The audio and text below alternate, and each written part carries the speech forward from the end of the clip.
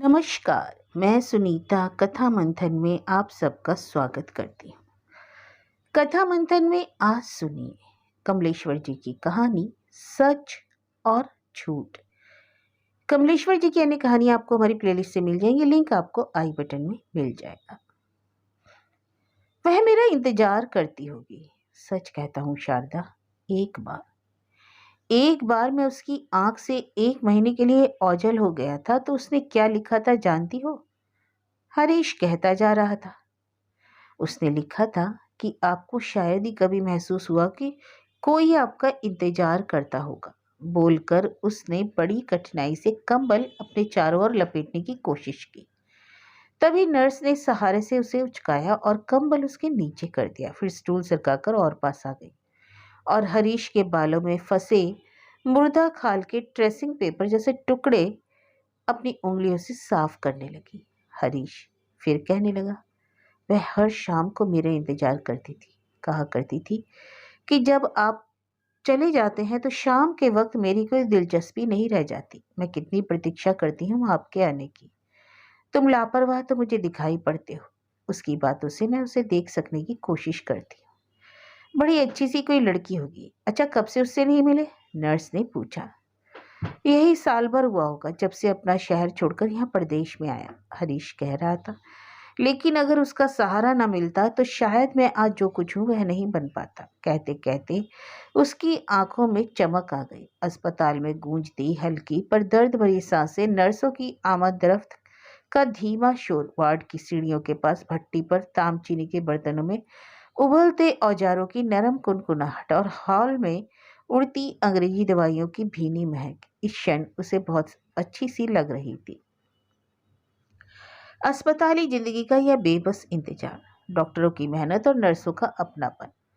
उसकी आंखें नर्स शारदा के मुख पर टिक गई और वह पूछ बैठा, आज भी तुम 10 बजे ही ऑफ हो गई?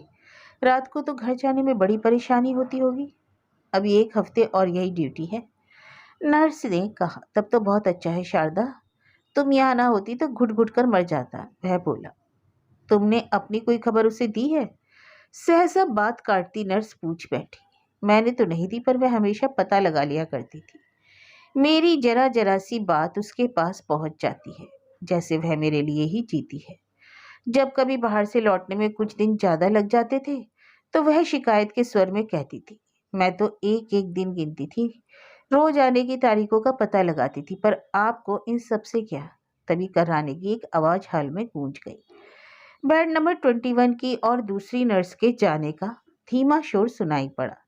हरीश एक क्षण रुक गया, फिर बोला, मैंने एक बार भावुकतावश अपनी जिंदगी के वीरानेपन और अंधकारमय भविष्य के बारे में उसे कुछ लिख दिया था, क्योंकि मैं जानता था कि मेरी जिंदगी उजाड़ और वीरान होगी। उस राह पर वह ना चल सकेगी। इस पर उसने मुझे बड़े विश्वासमय शब्दों में लिखा था कि आपकी यह बातें कितनी हल्की है। क्या जीवन में टेढ़े मेढ़े रास्ते और समय का व्यवधान हमारी शक्ति को झुका सकते हैं? सच शारदा, बड़ा गहरा विश्वास है उसकी बातों में।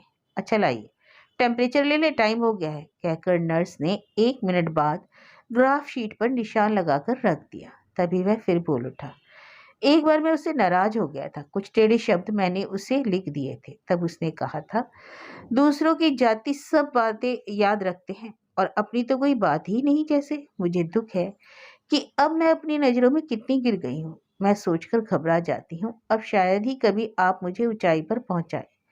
पर मैं आपको विश्वास दिलाती हूँ कि मैं जैसी पहले थी वैसी ही अब भी हूँ। पर अब शायद मैं आपको उतनी अच्छी नहीं लगती, लेकिन मुझ पर विश्वास कीजिए, शायद आपको मेरी परिस्थितियों का कुछ भी ज्ञान नहीं कि आपने ऐसी गलत धारणा बना ली है। पुरुष हमेशा ज्यादती करते हैं। शारदा ने अपने बक्सुए को ठीक करते हुए कहा, पर मैंने उसके साथ कोई ज्यादती नहीं की, और कर भी कैसे कर सकता था? उसकी वे भीगी भीगी सी आंखें और वह धीमी मुस्कुराहट, भूरे बाल। हरीश ने एक करहा के साथ कहा, जैसे कुछ याद आ गया हो। वह नर्स की ओर से उदासीन हो अपने में खो गया। अनेक दृश्य उसकी आंखों के सामने घूमने लगे। वह हल्की बारिश, कंकड़ की सड़क और वह घना पेड़, वे ऊंची ऊंची इमारतें, सुबह का समय और समय को नापती हुई वह मीनार की बड़ी सी घड़ी।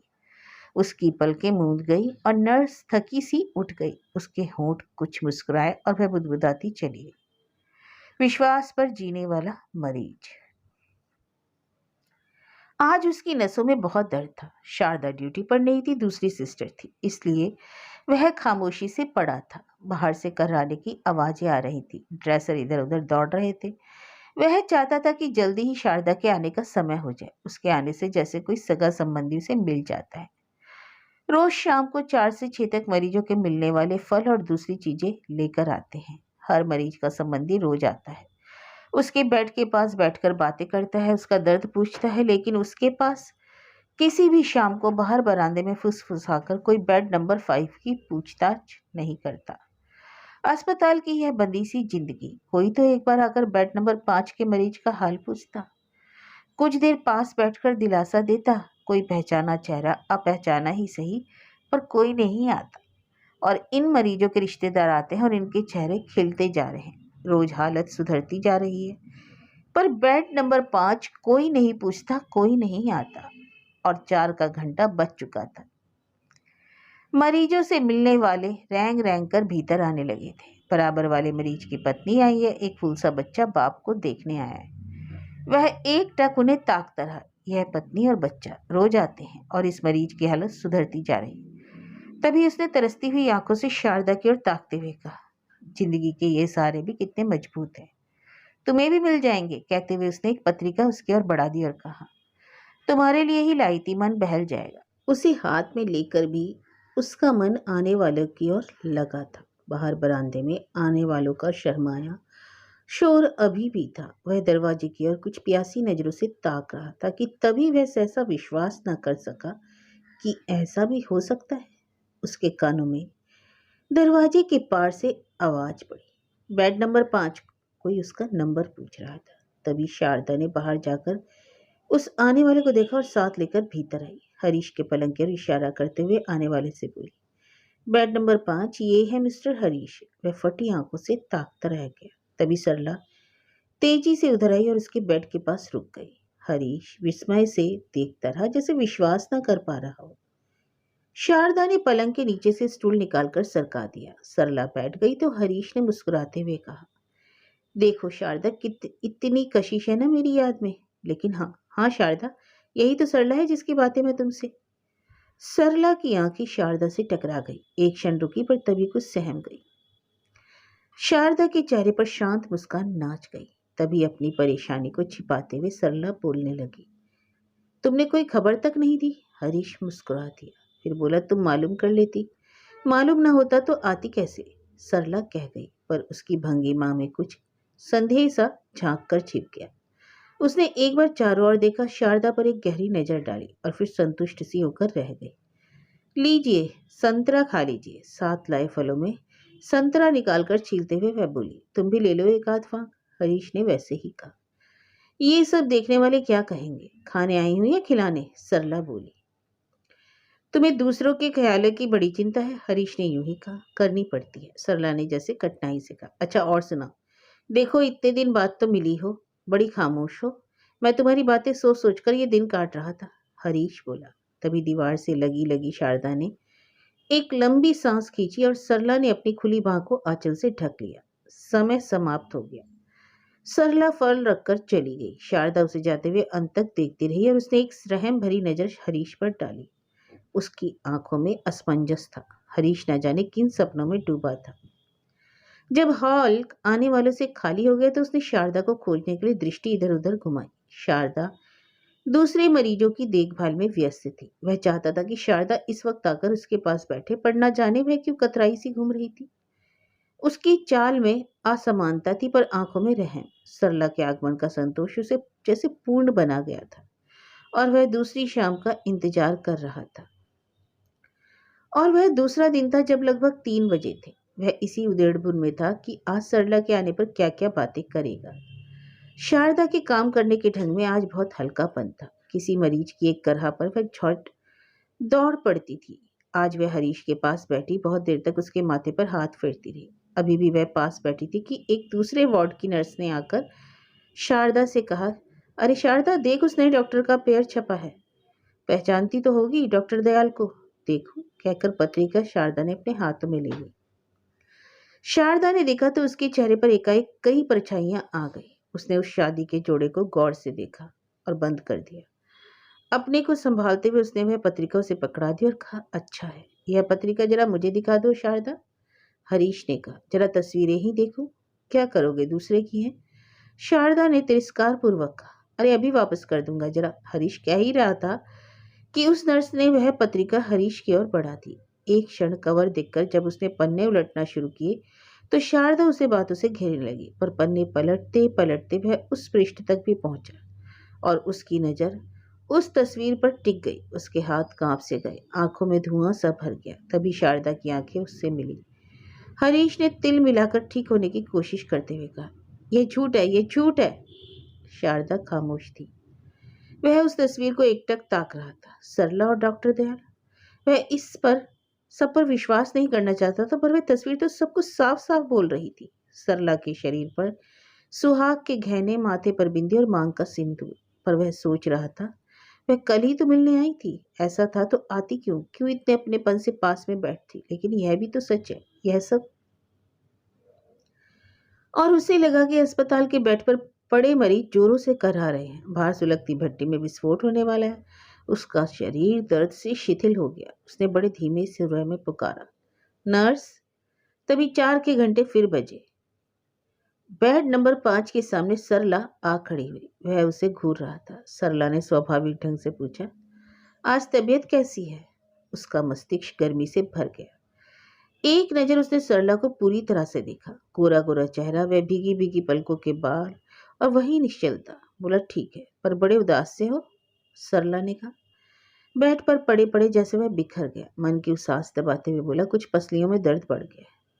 और सरला अपने में कुछ डूबी सी जा रही थी। हरीश खामोश पड़ा था, बस उसकी ओर देख भर लेता। मुख पर से नजर हटाकर वह उसके शरीर को देखने लगा। कहीं भी तो उसे कोई अंतर दिखाई नहीं दिया। तभी सरला के कानों में पड़े रिंग चमक उठे। उसे धक्का सा लगा और उसकी कोमल उंगलियों पर दृष्टि जमी तो उंगली की पोर में पड़ा उतारी हुई अंगूठी का हल्का गोल सा आभास। उसने चाहा कि सरला से कहो, तुम जाओ, अब क्या करने आई हो। कुछ देर तक खामोशी छाई रही। सरला स्टूल सरकाकर और पास आ गई। शारदा दीवार से लगी खड़ी थी। हरीश आंखें मूंदे पड़ा था और सरला की निगाहें बराबर उसके उतरे मुख पर लगी थी। वह चाहती थी कि वह खामोशी टूटे। उसके तकिए के नीचे दबे लिफाफे का एक कोना चमक रहा था। तो बात करने को सहसा उसने पूछा, यह किसकी चिट्ठी है। हरीश ने सुना। सरला की आंखों से आंखें मिली। फिर उसे लिफाफे के निकले हुए कोने को उसने निहारा तो अचानक जैसे संबल पा गया। कोई बहुत बड़ा सहारा मिल गया। बड़ी स्वाभाविकता लाते हुए कोशिश से बोली, यह चिट्ठी, यह तो मेरी पत्नी की है। लिखा है कि देखने आना चाहती हूँ। कहते कहते उसने दृष्टि सरला के मुख पर गड़ा दी। सरला की आंखों में एक बार काली कुबरी, फिर चमक सी समा गई। उसका चेहरा कुमलाकर ठीक होने की कोशिश कर रहा था। कुछ सोचते सोचते वह फिर झुका, कलाई की चूड़ियां घुमाने लगी। पास खड़ी शारदा उतावली से झुकी और गहरी निगाह से हरीश को ताकती। किसी तरह अपने को संभाल कर खड़ी हो गई, जैसे कोई प्रतिवाद करते करते रुक गई हो। हरीश करवट बदल आंखें बंद कर लेटा रहा। सरला थोड़ी देर रुककर अपने में घुटी सी शारदा से आंखों आंखों में कुछ कहकर चल दी। शारदा के मुख पर सरल उपेक्षा के भाव बिखर गए। अस्पताल की घंटे भर की रौनक समाप्त हो गई। अपनेपन के घंटे खत्म हो चुके थे। अपने कहे जाने वालों की बसी हुई महक धीरे धीरे अंग्रेजी दवाओं की तेज फुहारों में घुट सी गई थी और बाहर बरामदे में भट्टी पर उबलते नश्तरों की आवाजें तेज हो गई। शारदा आश्चर्य में डूबी, कभी मरीजों को ताकती और कभी हरीश को। वह चाह रही थी कि हरीश से पूछे कि वह झूठ क्यों बोला, पर सहसा ताजे घाव को कुरेदने की हिम्मत नहीं पड़ रही थी। लेकिन जब नहीं रहा गया तो पूछ बैठे, तुम इतना बड़ा झूठ क्यों बोले। कौन सा झूठ। हरीश ने जैसे स्वयं प्रश्न किया। शारदा ने गहरी दृष्टि से घूरा। धीरे से मुस्कुराकर हरीश बोला, सच और झूठ दोनों तुम्हारे सामने आ गए, खुद सोच लो ना कौन क्या है। लेकिन तुम्हारी शादी की बात तो झूठी है, शारदा बोली। हरीश खिसियाई सी हंसी हंसा, फिर जैसे किन्हीं अतल गहराइयों से बोला, जो बिगाड़ता है वह सच नहीं हो सकता, और झूठ अगर किसी को बनाता है तो बुरा क्या है, यह तो बनने बिगड़ने पर है। मेरी समझ में कुछ नहीं आया, शारदा बोली। तभी किसी बेड का मरीज कर रहा उठा। शारदा ने उधर देखा और कुछ सोचती सी उठ खड़ी हुई। हरीश ने करवट बदली, फिर सब शांत हो गया। उसके सामने इस क्षण सब था, मरीज थे, दर्द था और दवाएं भी। पर सब एक क्षण के लिए। दूसरे क्षण सब गुम हो जाता और बरामदे में उबलते नश्तरों की आवाज तेज हो जाती।